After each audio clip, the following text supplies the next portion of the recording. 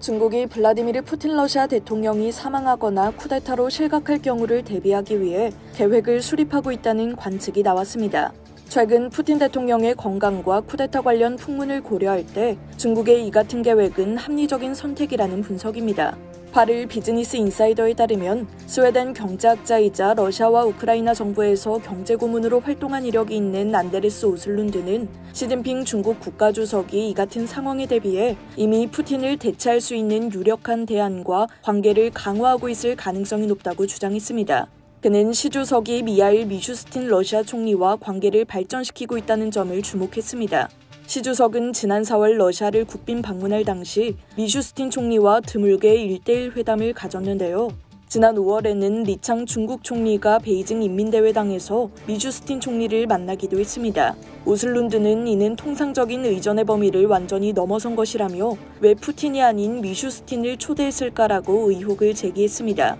그는 푸틴 대통령이 이에 대해 불쾌했다고 밝혔는데요.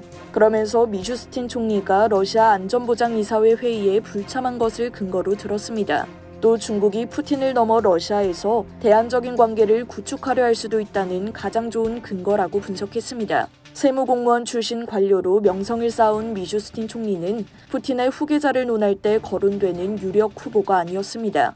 심지어 러시아 독립매체 메두자는 미슈스틴 총리가 푸틴의 우크라이나 침공 계획에 아무런 역할도 하지 않았다고 평가했습니다. 미국 컨설팅 업체 유라시아 그룹 소속 분석가 알리웨이는 최근 푸틴 대통령의 건강과 쿠데타 관련 풍문을 고려할 때 중국의 비상계획은 합리적인 선택이라고 지적했습니다.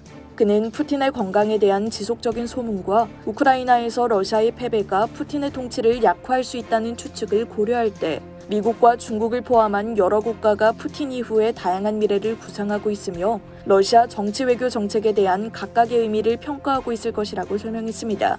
일부 전문가들은 시 주석이 시베리아에서 중국으로 향하는 새로운 가스관 승인을 하지 않는 등 중러 간 긴장의 징후가 포착되고 있다고 주장하고 있는데요. 이런 점도 푸틴 권력의 약화를 뒷받침하고 있다고 평가하고 있습니다. 다만 시 주석과 푸틴 대통령이 만난 횟수, 미국의 영향력에 대한 불만의 강도가 높아지고 있는 점, 중러 관계 심화를 우선시하는 점 등을 고려할 때 중국이 다른 러시아 지도자를 원한다고 결론을 내리는 것은 시기상조라고 덧붙였습니다. 이상 여의도TV였습니다.